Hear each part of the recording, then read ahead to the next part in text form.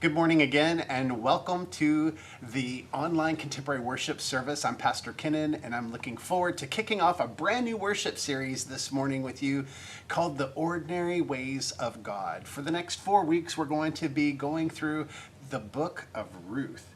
And so I was just sharing with my friends here who lead worship that Ruth is some people's favorite book of the Bible, and for very good reason. It's an amazing book. And so I look forward to talking about that today. You're going to see two recurring themes over the next 4 weeks that I really want you to pay attention to.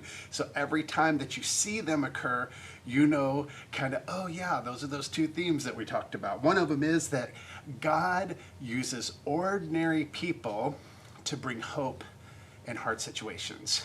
And then the other thing is that the ordinary ways of God are actually quite the thing that makes God extraordinary. And so I am very excited. So look for those two themes as we kind of go through this passage. We're going to start out with a passage out of the first book of Ruth, the first chapter. And I believe we're going to be reading in verses 6 through 14. So I've asked Amber and Eric to help us with those passages. Then she started to return with her daughters-in-law from the country of Moab, for she had heard in the country of Moab that the Lord had considered his people and given them food. So she set out from the place where she had been living, she and her 2 daughters-in-law, and they went on their way to go back to the land of Judah. But Naomi said to her 2 daughters-in-law, "Go back, each of you, to your mother's house. May the Lord deal kindly with you as you have dealt with the dead and with me. The Lord grant that you may find security, each of you, in the house of your husband." Then she kissed them, and they wept aloud. They said to her, "No, we will return with you to your people." But Naomi said, "Turn back, my daughters. Why will you go with me? Do I still have sons in my womb, that they may become your husbands? Turn back, my daughters, go your way, for I am too old to have a husband. Even if I thought there was hope for me, even if I should have a husband tonight and bear sons, would you then wait until they were grown? Would you then refrain from marrying? No, my daughters, it has been far more bitter for me than for you, because the hand of the Lord has turned against me." Then they wept aloud again. Orpah kissed her mother-in-law, but Ruth clung to her. This is the word of God for the people of God. Thanks be to God. So right away, out of the gate in the book of Ruth, we are immediately plunged into one of the darkest eras in the Bible, in all of the Bible, the era of Judges. And so it was so bad that some of my scholar friends actually would refer to this as generation degeneration. Because this time frame was really tough. If you take a look back at the previous book, just prior to Ruth in Judges, you find a nation that has a very divided religious scene. You also have a ton of social unrest. There are a lot of protests and riots and things like that happening. You have a lot of political chaos going on here, things that you wouldn't believe. And so it really kind of involves this downward spiral of a corrupt leadership and failed government. Does any of that sound familiar? I was like, where do you see similarities in what I just described and what we're experiencing today? oh my gosh, every day. Like on the news, yeah, everywhere. Yeah. Turn on any news channel. Yeah, news, Facebook, Twitter, people sharing posts, text messages, emails. Yeah. Yeah. Eric, anything specific that came to mind? A couple of things that you said, really kind of hit it with me, with just obviously the protests and the social unrest. I feel like, there's been a lot of that here recently, and unfortunately it'll probably continue, certain ways, certain things positively, but it seems like a lot of them are negatively based, and then they go about their point in a negative way. Yeah. And the religious thing too, there's a lot of different belief systems that are rolling around, and people, I feel like, are more inclined to focus on the differences between each other instead of trying to find common ground, you know, and that just leads to all kind of chaos. Absolutely. Well, those are great observations from you both, and what's probably not as accessible for us in America in our Western culture is this idea of famine. Now, we've served into that in other third world countries and stuff like that, but we have a lot here. So we have areas of food insecurity, and of course the church and other good-hearted folks are always, trying to remedy that. But largely, America does not know famine, not in the sense that this dark age brought on at the time. So that had come to the land of Judah. And so we read in Judges that everyone did what was right in their own eyes. So everybody's kind of just doing what they think is the right thing. And sometimes I kind of feel like that's where we are too. Like, you do your life, and as long as, it's not disrupting me, then I'll do mine. And if I don't agree with you, I might get behind my computer and get bold and say some things, but you do you, boo, and leave me alone, right? I mean, everybody just does what they kind of want to. And so I want you to imagine that, people really wanted to be right a whole lot more than they wanted to be loving.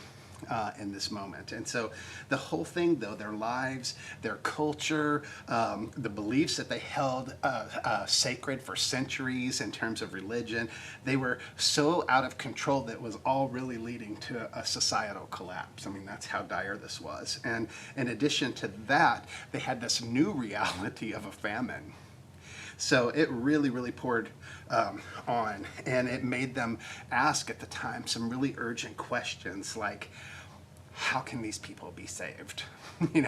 How can these people be saved? What on earth were they going to do? And things like, how will God ever turn these people and this mess back to God?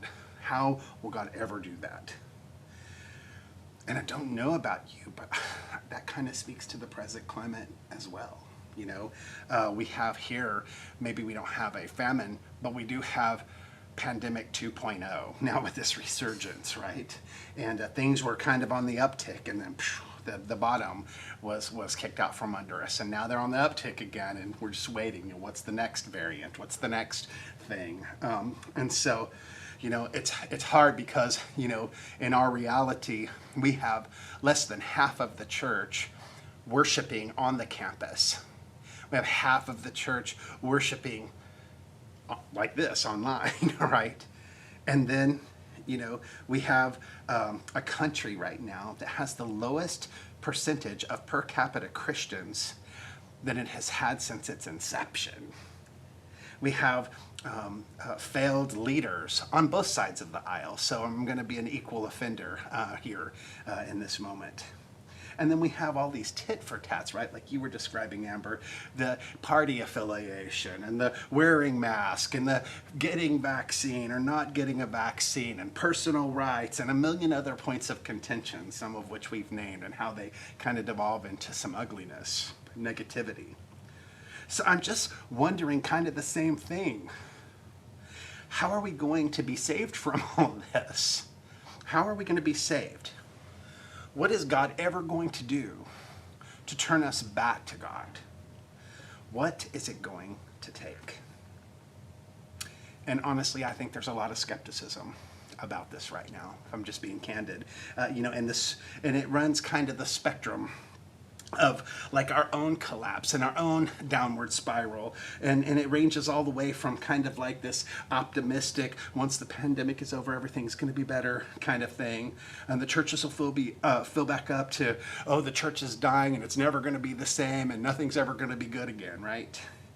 And so, like the era of the Judges, I would expect our own resolution here to be some kind of miraculous intervention by God to just make everything okay again, right?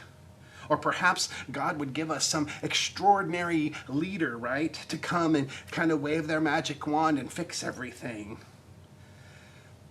And yet it's not what God does. It's not what God did in the story. back in the time of the judges, and it may not be what God is doing right now. Instead, God used ordinary people like you and me. And so we get from this story during a societal collapse and chaos, we get this story of the humblest kind, these 3 widowers and their family. And God uses their story as a whole turning point of the New Testament. Through ordinary people, our extraordinary God moved God's people from despair and hopelessness to hope and a promise for the future. And so I want to unpack that a little bit, because you see, it all started with this family. It was Elimelech and Naomi, who were married and had 2 sons, and they left Bethlehem, which I think is just so interesting. They left Bethlehem and they went to basically the ancient version of no man's land, the land of the Moabites. This was Israel's sworn and hated enemy. That's the relationship between those two. And shortly after arriving there, Elimelech died. He died. So his wife, Naomi, and their 2 sons that survived, they are in this foreign land, and so the sons marry women there. They marry women, Orpah and Ruth. Now there's 10 years that goes on after this, and there are no grandchildren born. So there's nothing added to this family, right? And then both of those husbands die, and now you have 3 widowed women, 3 of them. You can't get any more vulnerable than that, especially when the leader of those 3 women is a foreigner. And so the famine in Bethlehem lifts. And so Naomi is like, I'm going to go back there, and then I need you to, since you're natives of Moabite land, you're going to stay here, right, in Moab. And so she strongly encouraged these 2 daughter-in-laws of hers to stay and remain, because Naomi knew that Bethlehem was going to be unkind to 2 foreign widowers coming in brand new, just as Moab would be unkind to herself with no husband and with nothing but daughters-in-laws, right? No sons. So Orpah stayed, and Ruth, on the other hand, she vowed something completely different. She vowed never to leave Naomi's side and to return to Bethlehem with her. So the 2 arrived there at the beginning of the spring harvest, and that's how the chapter ends. What resonates with you guys in this story? What's interesting to you? That Ruth wants to go with her. Mm-hmm. You know, back then, not having a husband, all the things you said, being a widow, all these awful brands that are on her. Yeah. That she's going to go. She's going to go with her. Yeah, that's a big deal. That's like she could go back to her mom's house, right? And be completely fine. Yeah. But instead, she's going to go to this foreign land with Naomi. And I also think that's super sad that they literally can't travel because they're foreigners and widowed. Like, it's not their fault their husbands died. Right. So that's kind of wild to me to think about. But remember, this is a different time and a different society. Women aren't valued the way that we do today. And so, this would have been terrible for them, a terrible situation. How about you? What stood out to you? Well, to be honest, not knowing a whole lot about this book, never studying it, I'm just kind of wondering what happens at this point. Yeah. I think it's amazing that they're all going through a very similar tragedy and life experience. And obviously there's some sort of an age difference. And so I don't know. I guess the fact that she's pleading with them to kind of not come with her, is a little surprising to me, but like you already explained, I guess, in one way she's looking out for like the reception that they were probably going to get. Yeah. But at this point, I'm interested to hear what We're going to happens. find out. So Yeah. 4 weeks. You know what resonated with me is just kind of the eeriness that this setting has Yeah. in comparison to our own. There's a lot of similarities about the time that this all took and what was going on. Right. To what we're experiencing in our world today. So I think this is a very relevant word. But for me, I thought, gosh, if you put yourself in the shoes of Naomi, right? You're her. Like, what must have been going on through her mind? I can't imagine her desperation. I mean, and just the fact that her husband and 2 sons have died, that's a lot of loss for any person, especially a wife and a mother, to take. Left her literally with her in-laws. It's like an opportunity for a family growth, and then all Yeah. of a sudden it's like Yeah. there's nothing really tying them together anymore. Yeah. Because it's wild. And that's really what's hard, I think, for Naomi at the start, because I don't think she could even see how God could even help her in a situation like this. It was such a hot mess. And so they were in this dark time, right, already, and this just compounded it. And then, not only were all these things happening on their society, then you had everybody just kind of looking out for themselves, doing whatever they thought was right in their own eyes. There was no king. There was nothing telling them, like, hey, do this or do that or try to live this way. There was no structure there. The national bonds had been frayed. Religion was broken. There was just a lot of problems here.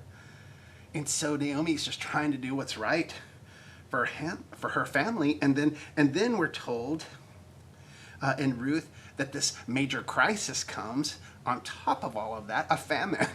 As if all that wasn't enough. Then there's this famine, this time of scarcity and of great loss. I also thought it was interesting that Naomi and Elimelech were from Bethlehem. And that Bethlehem is in a famine. Bethlehem literally means house of bread. And they're in a famine. So I don't think that's lost on this story either.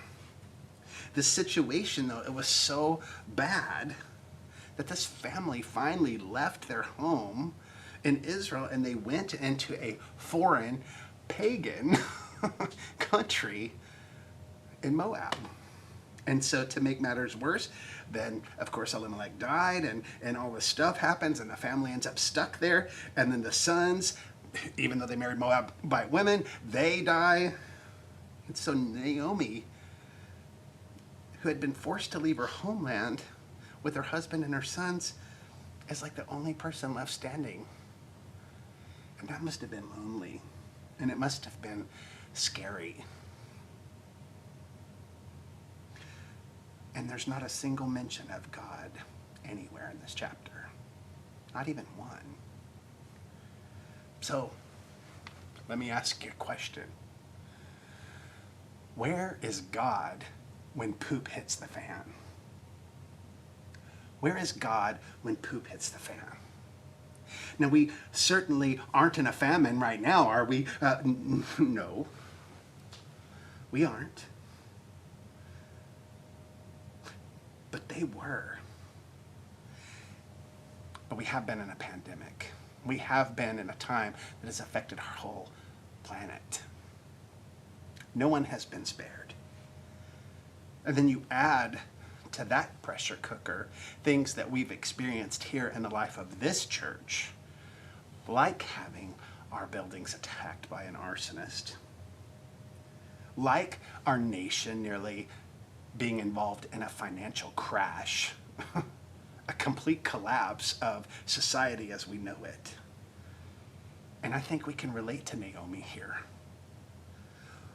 I think we can relate to that question of where is God when poop hits the fan? I think we really can.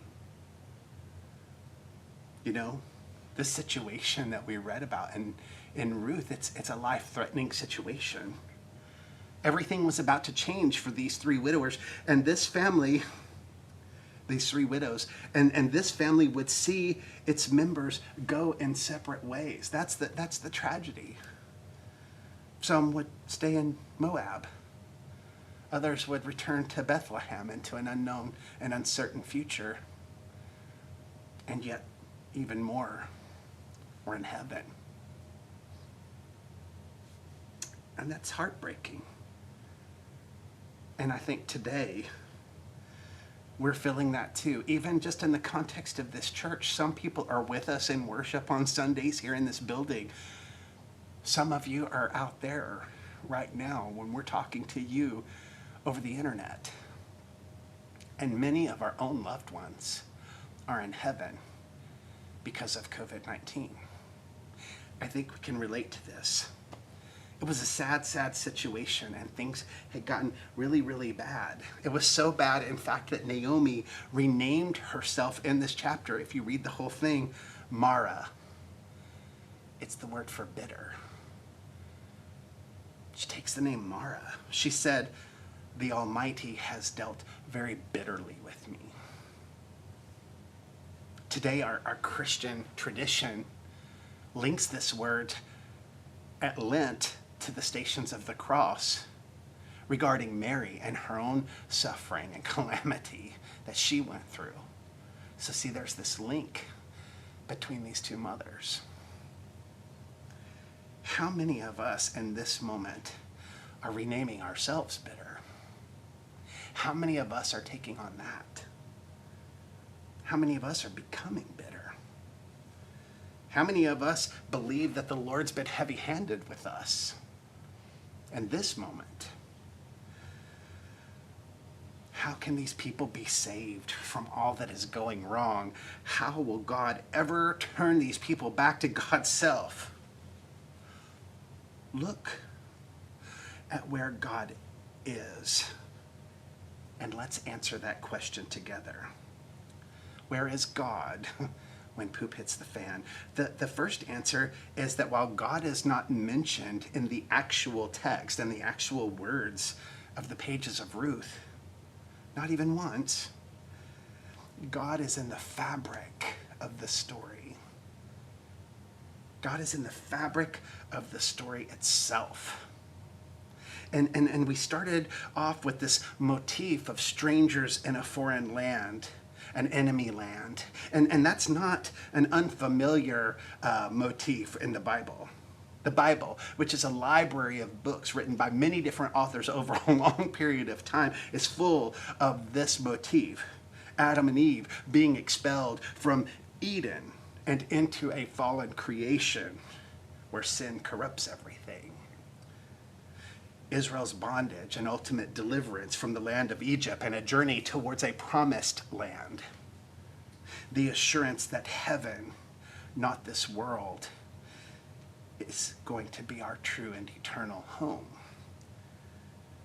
When poop hits the fan, God is present and moving, even if those specific words aren't seen on the page of our story. God is also in the motif of the widows, 3 of them to be exact. And look at Naomi's prayer of blessing upon her daughters-in-law as she urges them to return to their mother's homes. She says, "May the Lord show you the kindness you showed me. May the Lord give you security." Security and kindness were her priorities. That was her heart for her surviving family. So a second answer to where God is when the poop hits the fan is God is in the empathy and in the compassion shown by God's people. Look at Naomi. Even though she could not see how God was going to get them out of this mess, she put herself in the shoes of her daughters-in-law and risked returning alone to Bethlehem to an uncertain future because she believed it was in their best interest. In their best interest not to be widows in a foreign land, even though that is exactly what she was at the moment. She wanted better for Orpah and Ruth. Orpah's empathy and compassion was to obey the wishes that Naomi had for her. God was also moving in the empathy and compassion of Ruth here. Ruth, who said, where you go, I'll go. Where you stay, I'll stay. When you move, I'll move. I will follow you. That's right. Chris Tomlin wrote those words in his contemporary song, but the first time those words were written, they were written by Ruth in the Bible. That's where that comes from. Ruth looked at Naomi and said, you will not be alone. You will not. Me and God, we got our own thing going and we're going with you. That's what she said. And that just reminds me of when the Bible says there is no greater love than when somebody lays down their life for you. And the same is true of today. There's no greater love than when someone lays down their life for us. And just wait until we start talking about this dude named Boaz in the weeks to come. I mean, it's even more amazing, but I don't want to get ahead of ourselves. So the point is, when we are empathetic and compassionate, in other words, when we follow God's command to be the church that loves, a spark of hope occurs. That is the significance of them arriving at the time of harvest for the barley fields in Bethlehem. That's the significance. But it's easy to miss it. That's the warning. It's easy to miss it. How many of us run that risk when in this moment we are like Naomi was, and we're renaming ourselves bitter? It's real easy to do, to get caught up in our bitterness, right? Are we becoming bitter? These women were in the same boat we're in. They're just trying to figure out a new normal, right? Wasn't that a sermon series we just did not long ago? And here we are, emerging yet again from a global pandemic and the many other adversities and the many other losses that we've all experienced and been through. And not one of us has been spared over these past few years. At best, you've at least experienced the general disruption of COVID-19. But most of you far more than that. And we're all just trying to figure it out. Figure out what is the next thing. What is the new normal in the wake of all this misfortune? And now the question becomes, will our experience push us towards bitterness? Or can we, by faith, look for what is next, even considering all that's gone wrong? Ruth pledged to stick with Naomi, even though she has no remaining legal obligation to do so. Nothing in her culture that says that's what she should do. But she says, where you go, I'll go. Where you stay, I'll stay. When you move, I'll move. I will follow you. Naomi and Ruth arrived back in Bethlehem, and they were just trying to find their way forward together. And there's a glimmer of hope that we have here, that instead of a famine in the land, we learn in Ruth 1:22 that they arrive in Bethlehem at the beginning of the barley harvest. What does it mean to be on the threshold at the beginning of a harvest? After such a long time of famine, after such a long time of grief, after such a long time of losses, after such a long time of deaths, after such a long time of struggle, after such a long time of turmoil, after such a long time of political unrest, after such a long time of ruin, after such a long time of catastrophe, after such a long time of exhaustion, after such a long time of sadness, after such a long time of frustration, after such a long time of hopelessness. Here we are, wondering how in the world are we going to be rescued from this mess? And then God shows up as poop's hitting the fan. And we're taken to the hope stemming from the lives of ordinary people as they arrive at the barley harvest in Bethlehem. Thank God, right? Thank God that it's not up to us to fix it all by ourselves. Thank God that it's not as hard as I would make it. Thank God for the extraordinary idea of using ordinary people to bring hope when life is blowing out one turd after another. Only God would do something so unthinkable. Only God would do something so upside down from how I think and how I operate. Only God would do something so humble. Only God would do something so relatable and so accessible for everybody.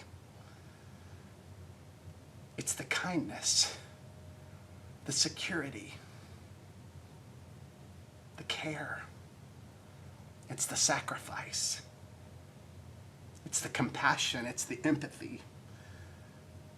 It's the laying down of one's life. It's Christ in us.